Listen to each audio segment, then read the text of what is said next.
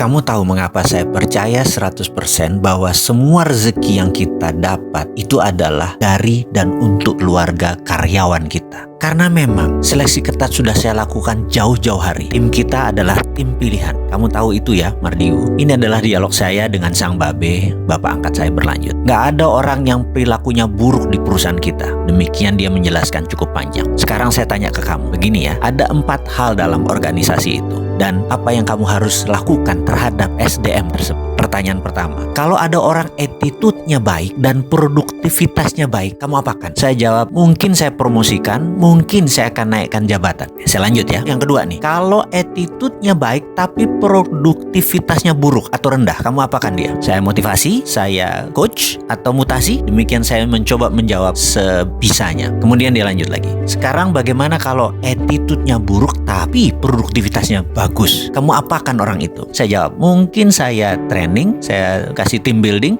Oke, kita lanjut lagi. Sekarang kalau ada SDM kamu yang attitude-nya buruk dan produktivitasnya negatif, akan kamu apakan dia? SP3 mungkin, atau bahkan saya pecat. Oke, begini kalau di organisasi yang saya pimpin lebih dari 25 tahun. Kalau attitude-nya bagus, produksinya bagus, saya bahkan bisa spin off, kasih dia peluang naik sampai direksi atau bermitra. Syaratnya adalah dia terus-terusan melakukan hasil yang excellent. Berikutnya adalah kalau attitude-nya bagus tapi produknya lagi negatif atau minus, saya akan mutasi dia, training dia, team building, bahkan terus dikasih personal coach. Sekarang kalau attitude-nya buruk tapi sangat produktif atau produksinya dia positif, maka orang itu besok saya pecat. Berapapun ongkosnya, saya kasih pesangon, fire him, pecat. Dan terakhir, kalau attitude-nya buruk dan produktivitasnya buruk, saya pecat 2 orang. 1 dia saya pecat, kedua HRD-nya saya pecat. Karena pasti HRD-nya main dan tidak becus. Jadi ingat, hire on expertise, fire on attitude. Tidak ada ampun, hanya kita pilih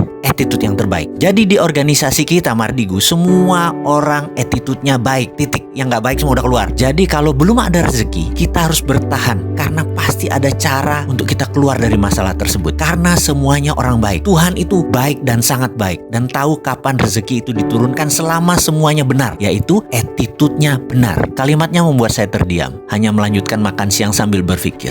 Dan saya teringat 6 bulan setelah peristiwa kami berdiskusi ini, perusahaan menandatangani sebuah kontrak senilai 12 digit dari PLN. Dan sampai sekarang proyek itu berjalan dengan baik. Bagi saya, itu adalah rumus berbisnis dengan orang baik. Pasti hasilnya baik. Dan orang baik hanya nyaman dengan orang baik. Atau dalam bahasa Inggrisnya, a bird at the same feather flocking together. Burung dengan bulu yang sama nongkrong di tempat yang sama. Alhamdulillah.